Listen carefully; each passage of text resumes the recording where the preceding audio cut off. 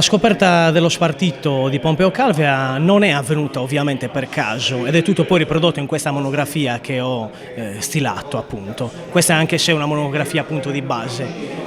Che tipo di scoperta? Una scoperta che è avvenuta attraverso l'archivio Calvia, di cui sono responsabile, e analizzando esattamente in ogni sua parte le parti complementari tra disegno di Pompeo Calvia, parte musicale, parti scritte, antropologiche, di ricerca, ma anche le poesie, in un complesso poi pubblicato in questa rivista, appunto, che è la rivista appunto Sardegna Letteraria.